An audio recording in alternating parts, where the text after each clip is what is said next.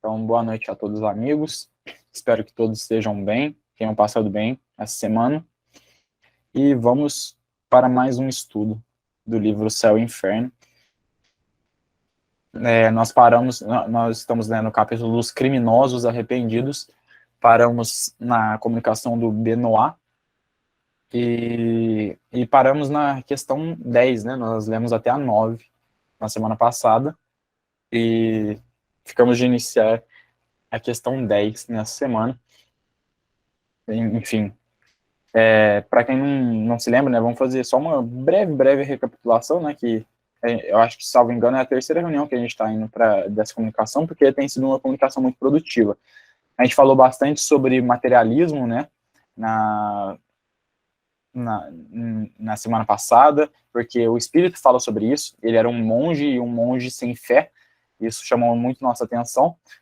E a gente falou, né, os malefícios que uma falta de crença traz ao indivíduo e como isso pode fazer com que certas ações que são claramente ações viciosas podem parecer comuns ou até normais para pessoas que não possuem uma crença ou, como no nosso caso, não conhecem o Espiritismo e não conhecem naturalmente os ensinamentos que o Espiritismo nos fornece. Então, isso traz inúmeros malefícios, né? O materialismo é uma grande chaga para a humanidade, o Espiritismo é seu inimigo, né? Entre aspas, seu rival, e busca, de fato, aniquilar o materialismo, sabendo, né, o quão nefasto ele é para a humanidade.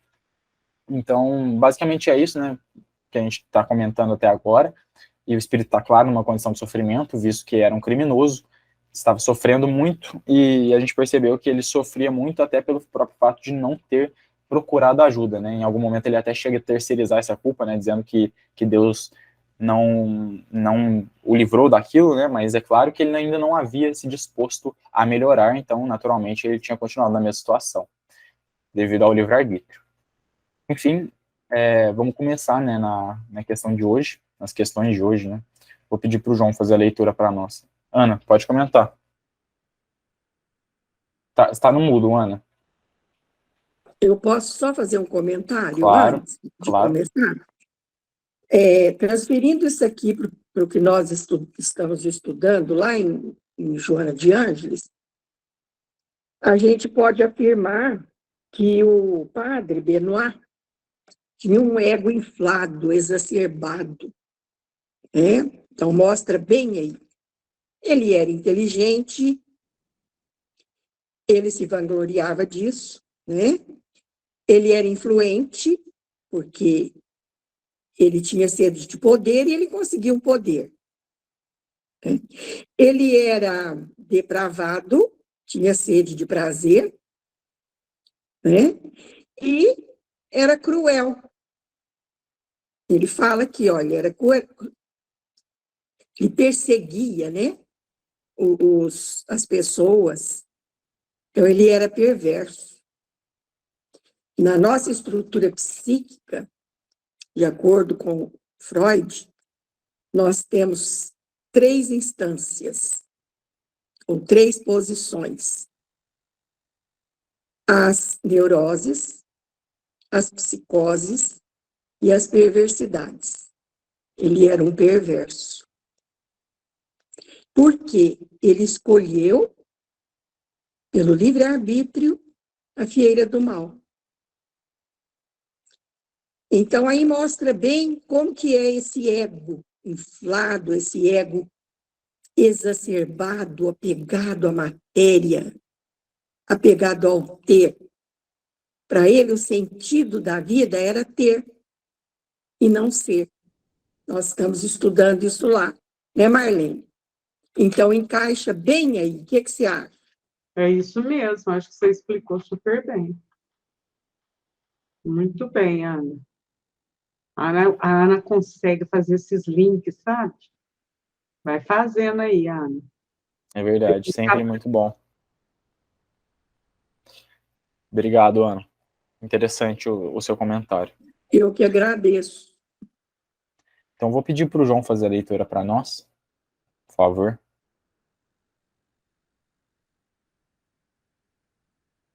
Faço sim. Nós paramos na 10? Isso, vamos começar na 10. Quando encarnados. Só para contextualizar aqui, né?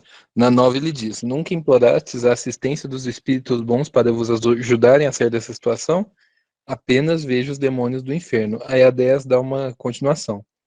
Quando encarnado, temíeis estes demônios? Não, absolutamente. Só acreditava no nada. Os prazeres constituíam o meu culto.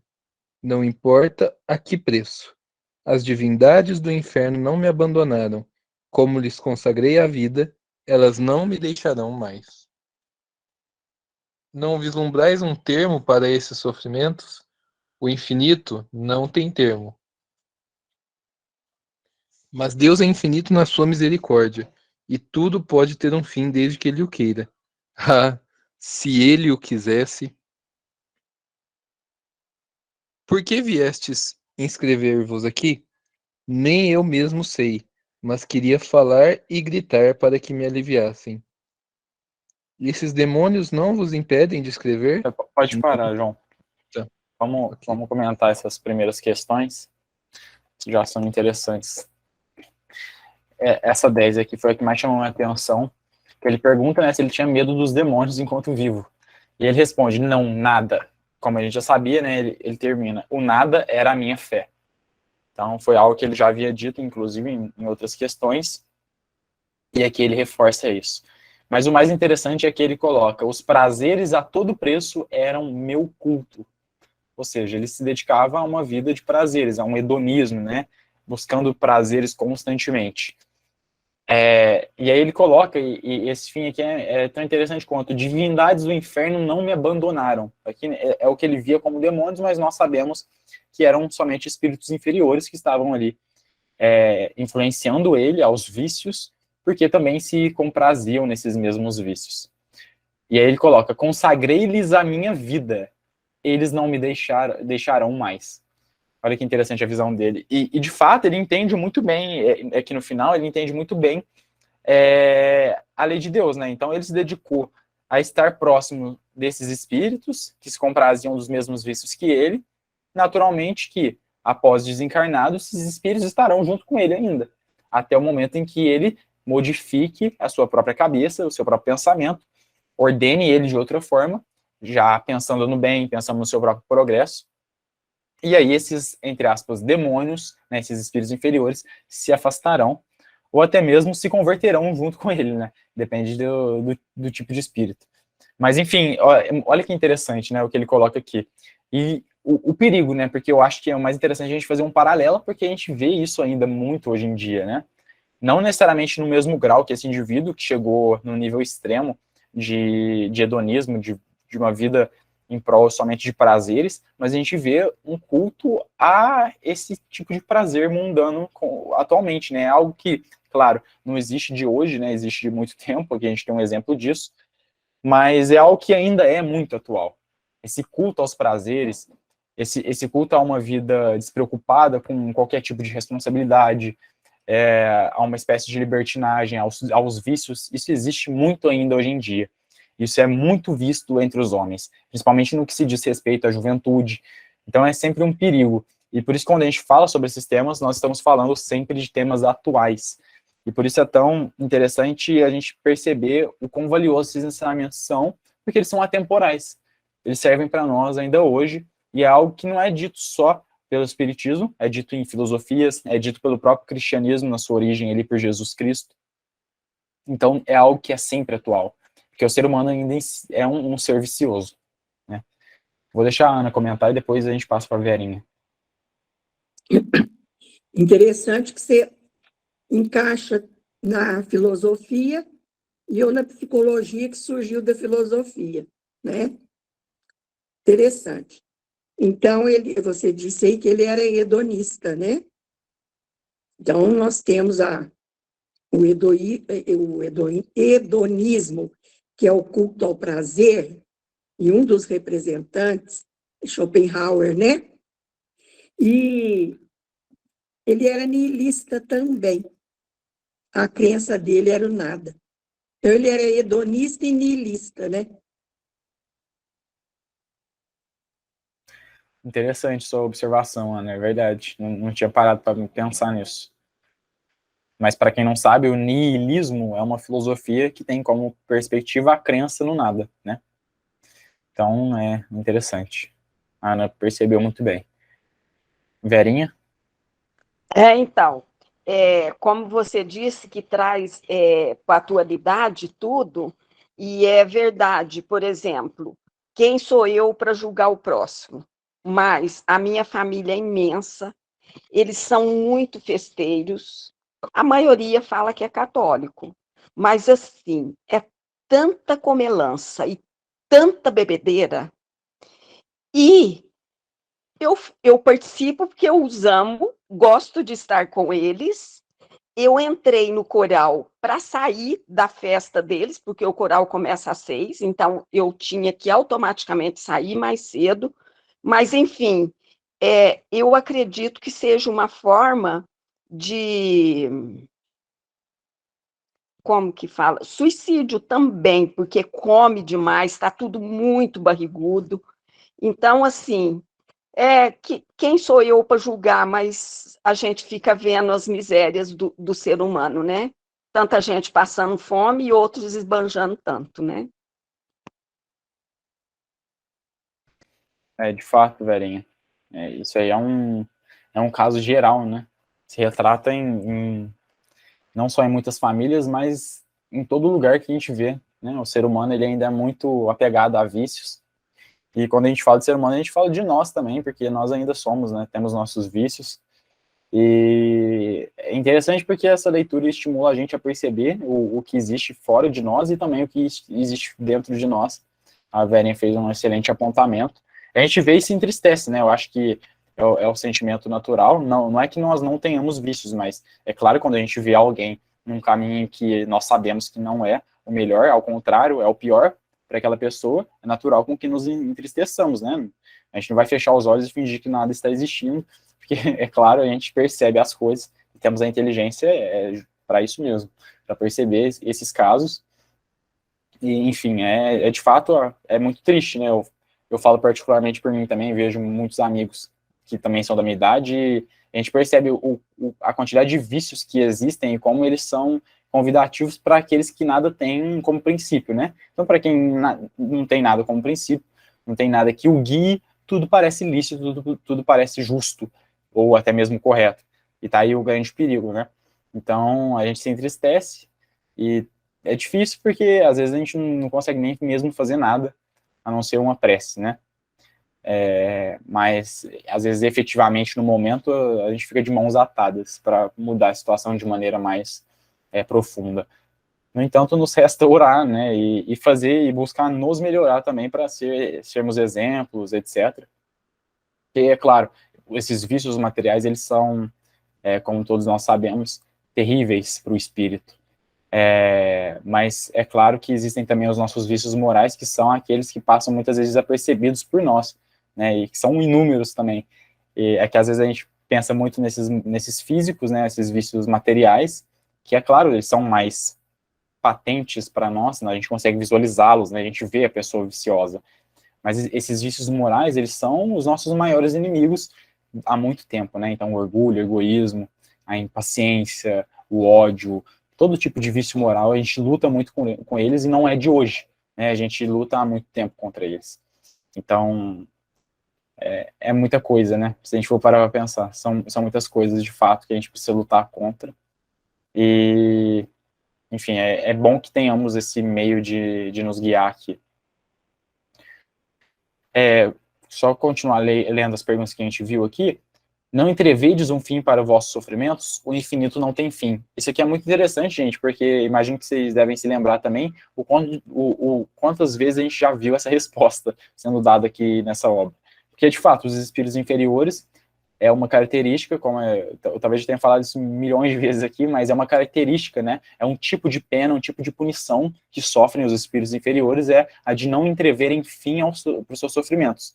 Então, eles ficam pensando que vão sofrer pela eternidade, quando não é assim, é só a visão deles que está limitada, e isso já faz parte, essa visão limitada faz parte da pena que eles estão sofrendo. mas em algum momento eles começam a enxergar fim, começam a ter esperança e fé de que as coisas podem sim melhorarem pro seu lado.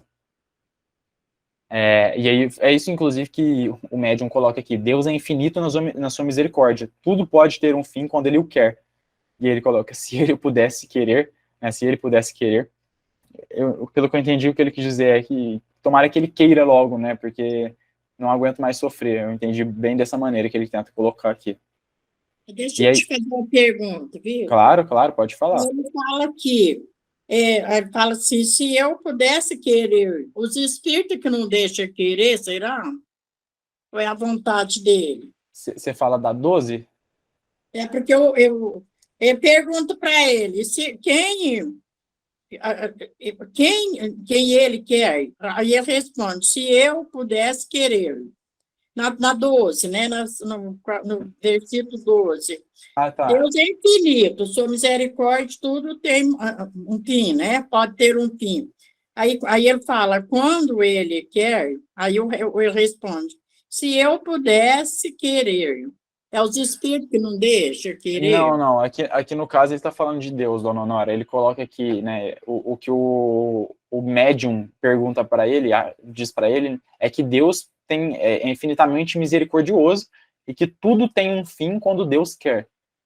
E aí o que o espírito responde é: se ele pudesse querer, ele no caso Deus, se Deus pudesse querer, e o que a gente entendeu que ele tenha dito é: tomara que Deus queira logo com que esse meu sofrimento tenha um fim, né? E por isso ele coloca: se ele pudesse querer, né?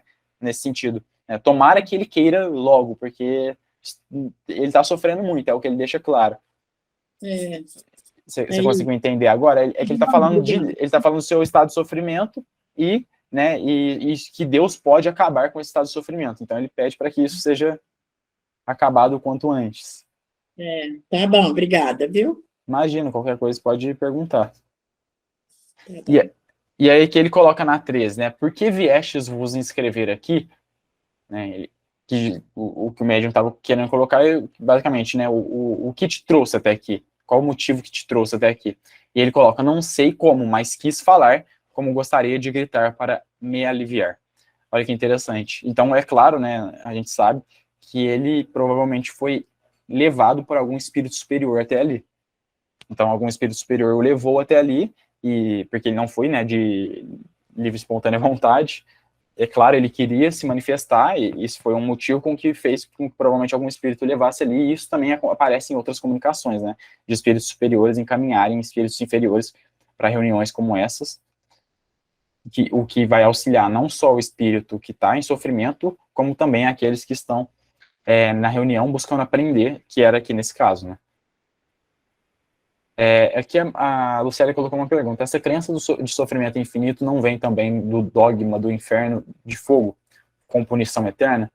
Imagino que sim, né, Lucélia? A gente imagina que tenha sido provavelmente isso que deu origem a essa crença, né, do inferno com penas eternas, que a pessoa vai para o inferno e sofre eternamente no fogo do inferno. A gente imagina que tenha sido, inclusive, por talvez comunicações mediúnicas de espíritos inferiores que falavam essas coisas, né, como esse espírito está falando, de que se sentia queimando, de que não via fim para o seu sofrimento, que o sofrimento era eterno, era infinito. E aí, a partir disso, o homem que não sabia perceber, não sabia distinguir que era um espírito inferior que falava isso, tenha concluído que aquilo era uma verdade absoluta e que isso acontecia para todo tipo de alma que morria. Aquelas que agiam mal viviam num fogo, queimavam, se eles sentiam que estavam queimando e não viam fim para o seu sofrimento, que seria um inferno, né? A gente imagina que provavelmente tenha sido isso que levou a essa crença. Mas aí aqui já estou dando minha opinião, né? Não me lembro de Kardec ter falado alguma coisa sobre isso. Mas pode falar, Ana. Ele em si não acreditava em nada, ele não acreditava nisso, não. Que tinha inferno, embora ele tivesse estudado, né, o códice da igreja, mas ele não acreditava nada disso, não. Nem acho, Ana. É interessante, eu estava pensando exatamente isso. Eu falei, olha, o cara estudou, né? Ele era um frade. Então, ele vivia numa mentira mesmo, né? Isso aí que é triste, não é? Nossa, Verdade. E não só viveu uma mentira, como se utilizou desse poder, dessa posição que ele possuía para fazer o mal, né?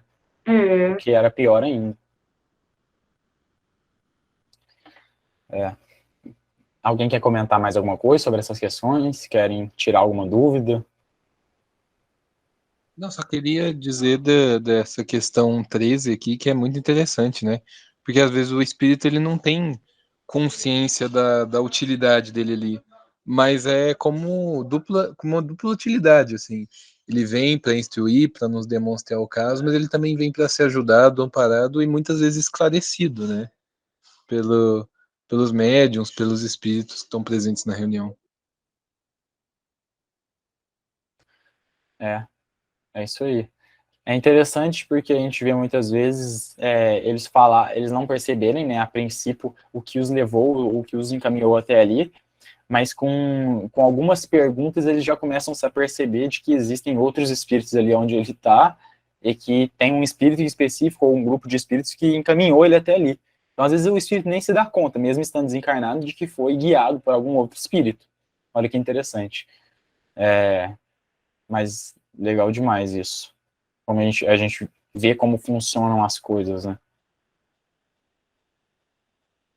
Enfim, se ninguém tem mais nada a comentar, acho que a gente pode prosseguir na leitura.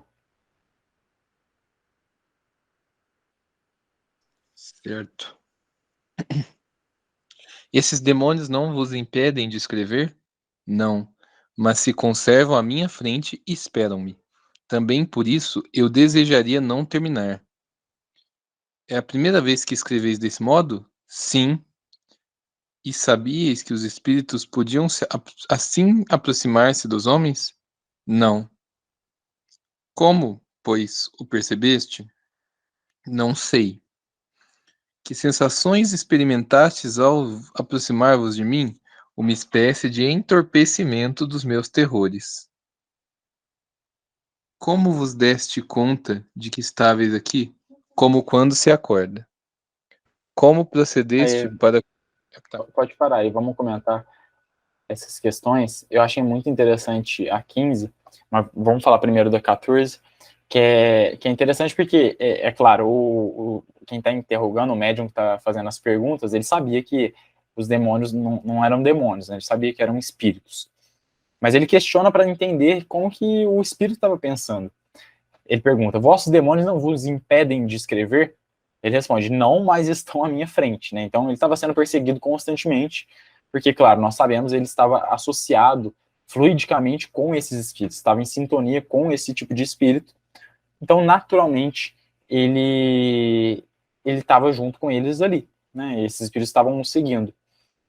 E ele coloca, né, ouvem-me. É por isso que não gostaria de acabar. Então ele não queria nem terminar ali. Então é um estado de perseguição, uma espécie de obsessão de desencarnado para desencarnado, né? O que a gente sabe que é possível de acontecer. É a primeira vez que escreveis assim? Ele pergunta, né? Sim. Sabíeis que os espíritos podiam se aproximar assim dos homens? Não. Olha que interessante. Então, isso mais um aspecto que comprova que, claro, ele foi encaminhado até ali. Ele não sabia o que ele estava fazendo a princípio. Então, como pudestes compreendê-lo? Ele pergunta. Não sei. Então, é claro, ele estava num estado de sofrimento e, naturalmente, um estado de confusão muito grande. E nem sabia, né, como foi parar ali, mas ele vai entendendo aos poucos. E essa 16 também, ela é muito interessante. O que sentisses para vir perto de mim? Um amortecimento nos meus terrores. E aí, gente, olha que interessante, né? O que ele quer dizer aqui? Eu parei de sofrer um pouco, né? Deu uma amenizada no meu sofrimento.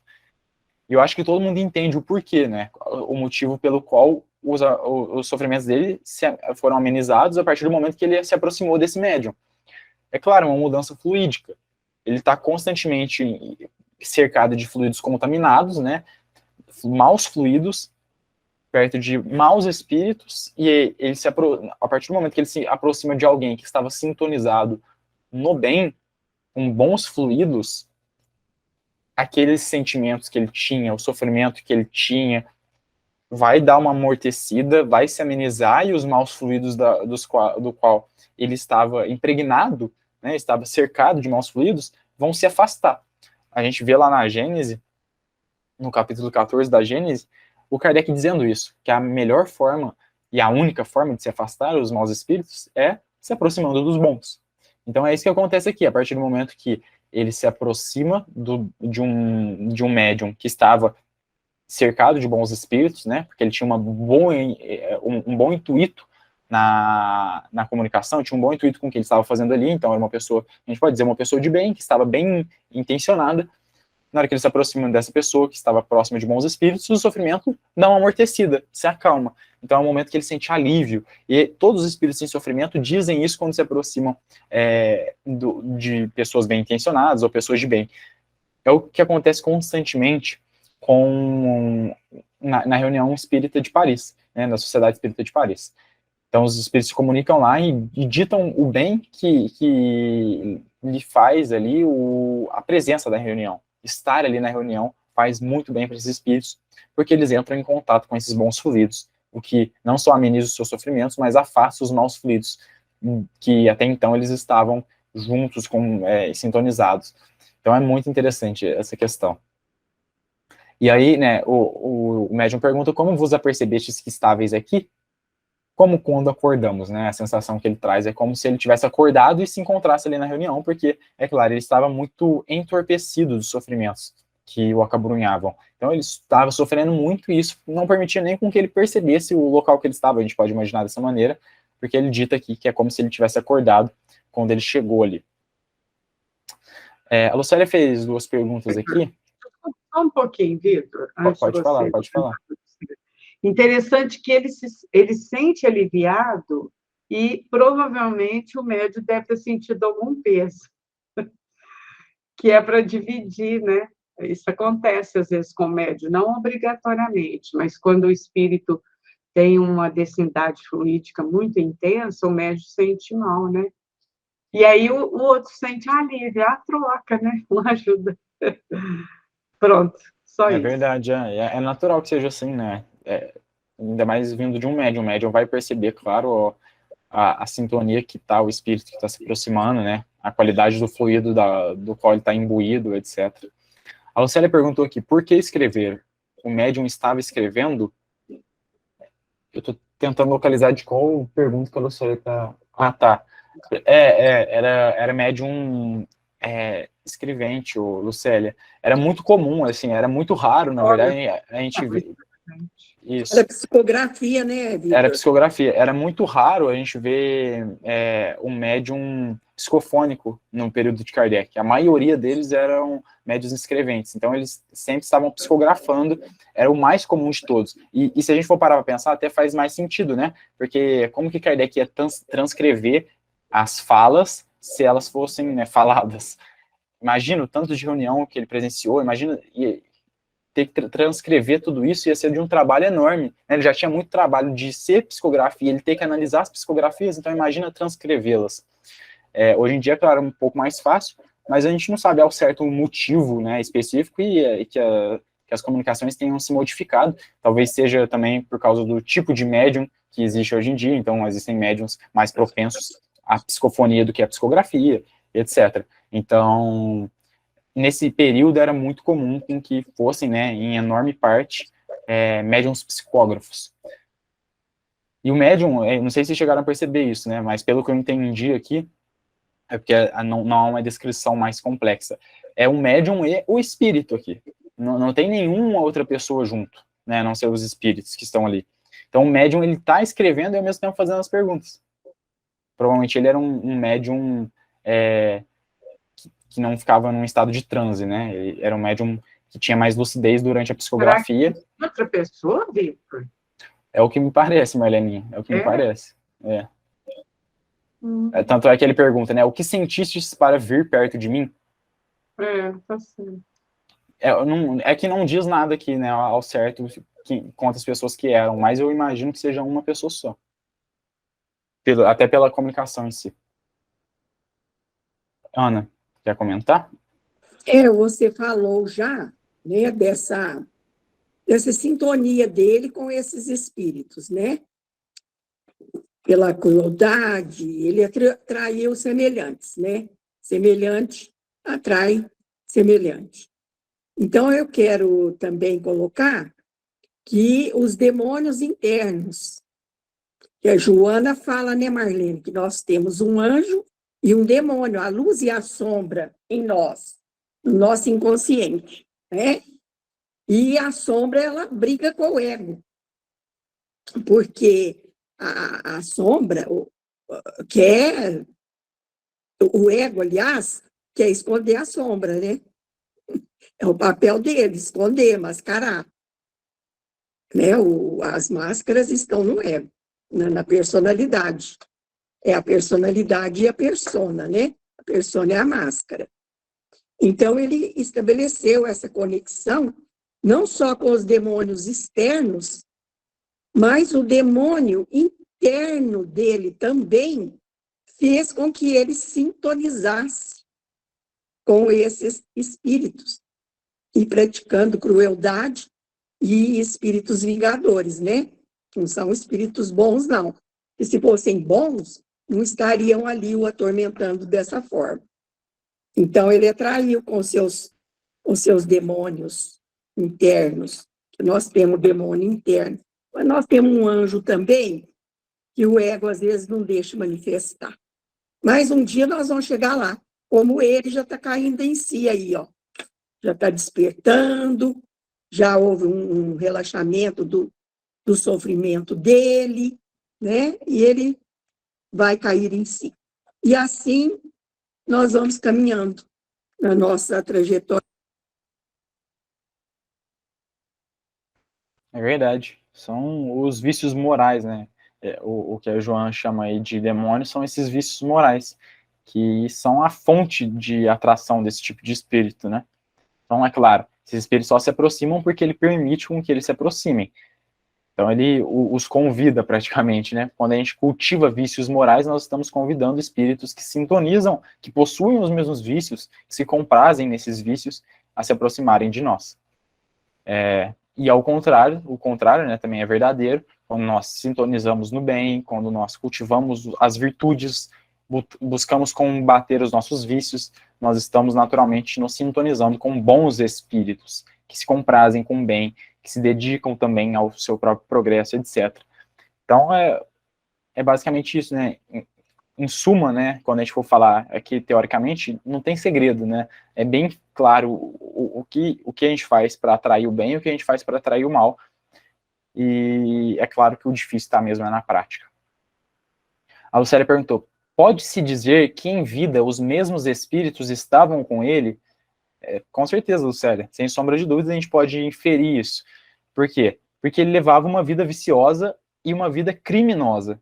Então, é claro, a gente sabe, os espíritos falam isso para nós no Livro dos Espíritos, que a gente é constantemente influenciado, constantemente as nossas ações são influenciadas pelos espíritos e muitas vezes são eles que nos guiam.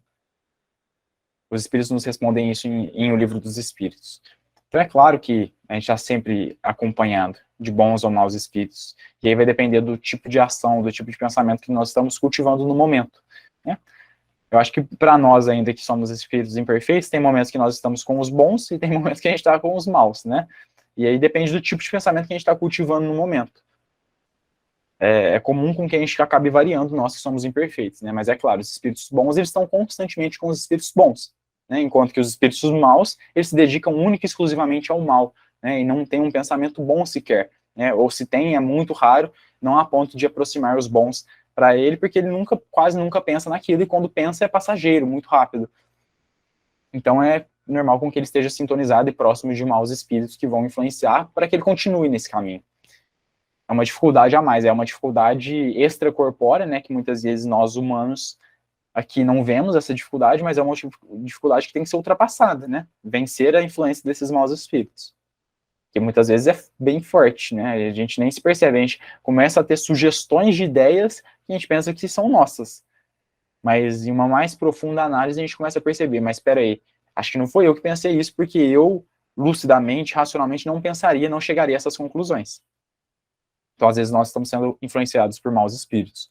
E também, isso pode acontecer com os bons, né? A gente começar a pensar, nossa, mas eu não teria essa ideia sozinho, né? Essa ideia surgiu do nada, uma ideia para o bem, uma ideia de organizar alguma coisa que seria proveitosa não só para mim, mas para os outros, etc. Então, isso pode acontecer de todos os dois lados, não só pode, como acontece constantemente na vida do homem. Enfim, alguém quer comentar alguma coisa dessas questões? Alguma dúvida? Ou claro? Você explicou bem, Vitor, muito bem. Maravilha. Então, vamos continuar a leitura, que a gente está quase finalizando a comunicação.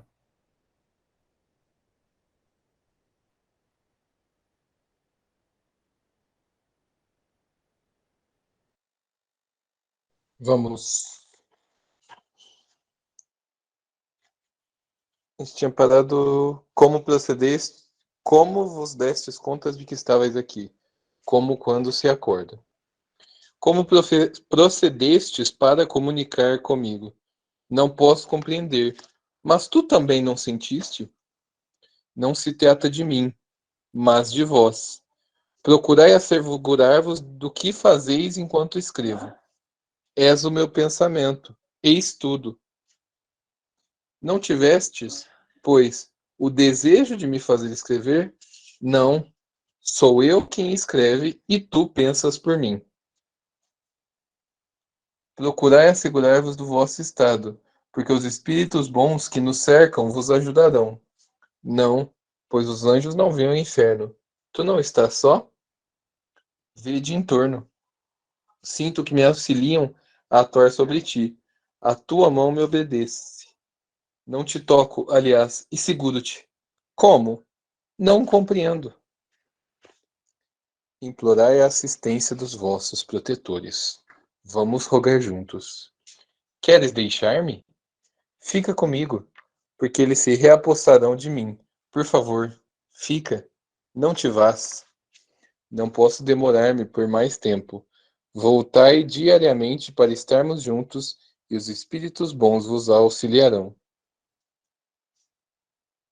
Sim, desejo perdão. Orai por mim, que não posso fazê-lo. Aí. Muito interessante essas questões, né? Aqui a gente finaliza, depois tem só a comunicação do guia do médium. E aqui, né, me pareceu, qual que é a questão específica? Me pareceu que é uma médium, no entanto, aqui coloca o guia do médium, né, aqui não, tem que olhar no original como é que tá, mas, enfim, isso é só um detalhe. Vamos pegar aqui pela 18, né, porque ele questiona como que ele tinha feito, o espírito tinha feito para entrar em contato com o médium, ele não sabia explicar, né, não compreendo, ele diz. É claro, gente, é um espírito inferior, ele tinha pouco conhecimento e pouca capacidade, ou então lucidez, para entender o que estava acontecendo. Ele nem mesmo sabia que isso era possível. Então ele não conseguia explicar, porque ele também não entendia o que estava acontecendo. Aí ele coloca, né, o médium coloca, não se trata de mim, mas de vós, né, então tente perceber o que está fazendo nesse momento, enquanto eu estou escrevendo, e ele coloca, tu és meu pensamento, eis tudo, né, a forma que ele estava entendendo ali, né, então era como se ele fosse o pensamento dele. Aí ele pergunta, não tivestes então a vontade de me fazer escrever? Ele responde, não, sou eu que escrevo, tu pensas por mim. Então a gente percebe, é claro, ele tinha uma compreensão limitada do que estava acontecendo e até um pouco de confusão, porque ele não sabia diferenciar muito bem o que estava acontecendo. Olha que interessante. E isso agrega, querendo ou não, para nós, porque a gente consegue entender como que um espírito inferior ele vai enxergar toda a situação. E aí, inclusive, a gente pode perceber o perigo de se acreditar no que qualquer espírito diz. Porque, é claro, cada espírito vai ter um tipo de compreensão do que ele vivencia no mundo espiritual conforme o seu grau de evolução. Porque quanto mais evoluído, mais entendido ele vai ser da situação do mundo espiritual, das condições do mundo espiritual, das leis de Deus, etc. E quanto mais inferior ele seja, menos ele vai entender. E é natural que seja assim. Então a gente tem que tomar muito cuidado, porque às vezes a gente pode ser enganado por um espírito, né, pseudo-sábio, que sabe muito pouco, sabe que sabe muito pouco, mas pretende enganar. Aqui nesse caso o espírito era bem honesto, né? Ele não sabia, não estava tentando enganar, só estava traduzindo o que ele conseguia ver ali e entender naquele momento. Aí olha que interessante, ele não tinha, e foi o que eu tinha falado um pouco antes, ele não tinha se apercebido de que haviam espíritos ali ao entorno dele, bons espíritos. Ele estava vendo somente esses espíritos maus que estavam acompanhando ele. mas ele não tinha visto os bons espíritos que provavelmente o encaminharam até aquele médium. Ele coloca, tentar vos dar conta, os bons espíritos que nos cercam vos ajudarão. Não, os anjos não vêm ao inferno. Não está sozinha? Olha a pergunta. É aí que eu fiquei em dúvida, né, esse sozinha. Não está sozinha? Não sei não sei como é que está na tradução de vocês aí, dê uma olhada e vocês comentam depois, se está no masculino ou feminino. Mas aqui ele coloca... Qual a questão que é? A 21. Qual item? A 21. Aí ele coloca aqui, né, vede a vossa volta. Olha que interessante. Então ele não tinha se apercebido de que tinham bons espíritos ali ao entorno. E é claro, gente, ele não estava sintonizado com bons fluidos. E é por isso que ele não conseguia ver. Isso acontece, gente. O espírito inferior, muitas vezes, ele não vai ver o espírito superior que está próximo dele. E é nesse momento que o médium é importante. Porque o médium ele vai ter um fluido mais materializado por estar encarnado e vai facilitar esse encontro entre o bom espírito e o espírito inferior, que não consegue se sintonizar sozinho, sem essa presença, muitas vezes, do médium, porque aqui era um desses casos, né? O espírito não se apercebeu de que haviam espíritos superiores ali junto com ele, que era uma diferença fluídica. Eles não estavam sintonizados. Aí, no momento que ele consegue tomar consciência, que ele percebe. Aí o médium instiga ele, né? Vede a vossa volta. Ele responde, sinto que me ajudam a pensar em ti, tua mão me obedece, não te toco e tenho-te, não compreendo. Estava confuso, é claro. Ele coloca, né, pedi a assistência de vossos protetores, vamos orar junto. E aí ele já fica acanhado, né, com medo, queres deixar-me? Né, fica com medo de sair, porque ele se sentiu bem próximo e viu que próximo do médium, os maus espíritos que estavam junto com ele tinham se afastado. Olha que interessante. Então ele queria ficar junto ali, aí o médium, a médium que seja, muito bem instruído, inclusive, né, coloca, não posso ficar mais tempo, voltai todos os dias, oraremos juntos e os bons espíritos vos ajudarão. Então aqui já, e na questão subsequente, o espírito já entende, né, sim, eu quero minha graça, pedi por mim, eu não posso. Então já nem insiste mais, ele já entende o que está acontecendo e percebe a honestidade do médium, e não só a honestidade, mas também o amor do médium ao falar isso, né, porque o médium o convida a voltar, entende a situação, se compadece com a situação. E ele sente bem o espírito, né, e vai de novo aquela questão da prece, enfim, dos bons fluidos que são emanados pela prece, e o papel também fundamental que a evocação exerce nesses casos, esse diálogo com o espírito que esclarece, etc. Aqui mais um caso em que o espírito se dá conta disso e expressa isso. Enfim, vocês querem comentar? Como é que tá aí na tradução de vocês? É sozinho? Ou é outra coisa? No meu tá só, não está só? O meu tá igualzinho da Ana, Vitor. Não está só? O meu também. Então, não sei, depois a gente olha no original, né? Vou ver se eu olho aqui. Mas podem comentar. Fiquem à vontade. Alguém tem alguma dúvida? Hein? Algum comentário? Você vê alguém? O meu, Pode falar. pode falar você, Marlene. Que você já comentou anteriormente, ele já está melhorando aqui, já está baixando a guarda, que ele viu que o caminho é esse, né? Primeiro ele está reconhecendo e agora ele começa o processo, né? Que a gente sabe que é longo, porém ele já vai se recuperar, né? Eu só quero acentuar aí que ele estava sentindo o medo, né? Que é uma das emoções, um dos 4 gigantes da alma. O medo é natural, mas no caso dele, ele estava em pânico, né? Estava em pânico, um medo terrível. É a consciência, né? Nossa, que não adianta.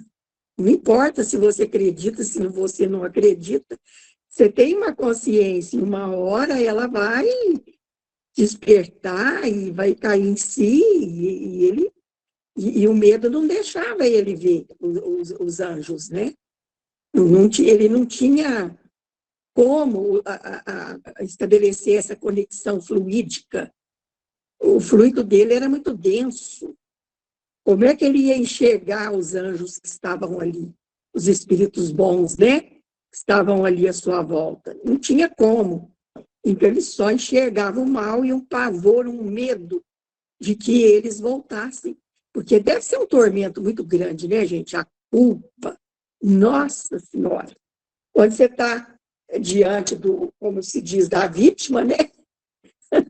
E uma vítima assustadora, aterradora, vingativa, nossa, deve ser um pânico terrível mesmo. Deve ser um remorso, uma. Ai, sei lá, não sei nem explicar. O que o espírito deve sentir? É verdade, Ana. Entrei aqui na comparação do Kardecpédia do francês com o português, e aqui no francês ele está colocando tu n'est pas celle, né? Ele está colocando celle aqui no feminino mesmo, porque o celle no masculino no francês é sem o e, né? O e é a partícula que torna as palavras femininas, né? E aqui está como celle, né? Então, não sei se o celle ele pode ser traduzido por só, né? Aí tá uma dúvida de Aí é tradução. sozinho, sim. Mas o celle com e no fim é feminino, né? Então, aqui provavelmente era feminino.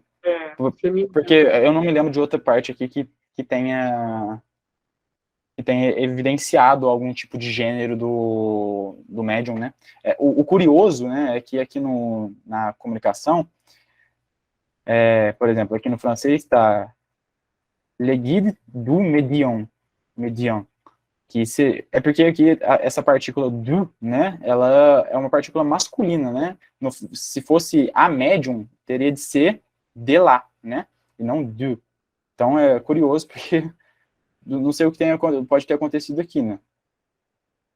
Porque me parece que era uma pessoa só e aqui Você está fazendo francês, Vitor? já acabei já, Ana, faz tempo. Ah, Já faz um tempo já. Mas esse duo aqui, ele não sei, né? Eu não sei o que pode ter acontecido. Talvez seja um erro do original mesmo. Não sei Não, também. aí talvez ele esteja usando de maneira. neutro, né, Marlene? É isso que eu ia É falar. neutro. Você pode usar É método neutro. tanto Não para entendi o um. que você falou, Ana.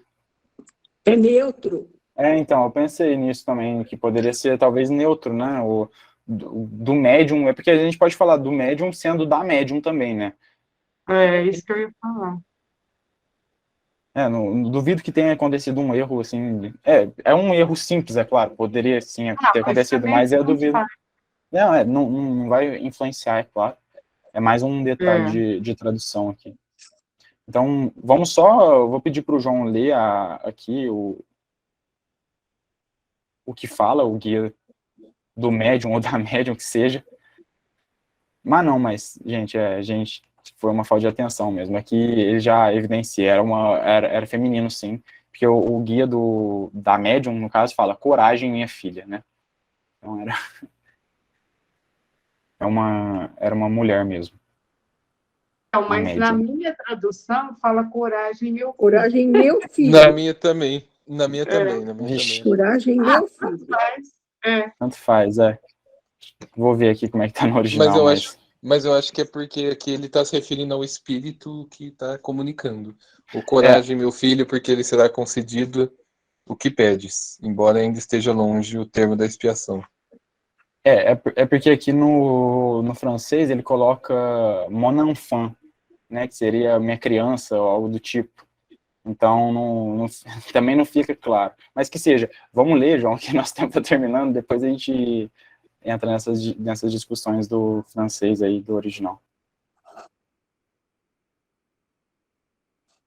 É sim. Coragem, meu filho, porque lhe será concedido o que pedes, embora ainda esteja longe o termo da expiação. As atrocidades que ele cometeu não têm número nem conta, e maior é a sua culpa porque possuía inteligência, instrução e luzes para guiar-se. Faliu, portanto, com o conhecimento de causa, razão porque os sofrimentos lhe são muito mais terríveis. Não obstante, com o auxílio e o concurso da prece, suas dores serão amenizadas, de modo a que lhes veja o termo, confortado pela esperança. Deus o vê no caminho do arrependimento, e já lhe concedeu a esperança, a graça de poder comunicar-se, a fim de ser encorajado e confortado. Pensa sempre nele, pois nós tu entregamos para fortalecer-se nas boas resoluções que lhe poderão advir dos teus conselhos. Ao arrependimento sucederá o desejo da reparação. Então ele pedirá uma nova existência para praticar o bem como compensação do mal que fez. Quando Deus estiver satisfeito a seu respeito e ouvir resoluto e firme, far-lhe-á entrever as divinas claridades que o haverão de conduzir à salvação, recebendo-o no seu seio, qual pai ao filho pródigo. Tem confiança, e nós te ajudaremos a realizar tua obra. Quer que leia? O filho pródigo aí, Marlene. Isso que eu vi. Pode colocar, pode ler esse comentário de Kardec aqui, essa notinha. Colocamos este espírito entre os criminosos, embora não atingido pela justiça humana, porque o crime se contém nos atos, e não no castigo aplicado pelos homens. O mesmo se dá com o seguinte. É isso aí, gente. Interessantíssimo, né? Essa nota do médium, do guia, muito interessante, porque ele bem que resume toda a comunicação, né?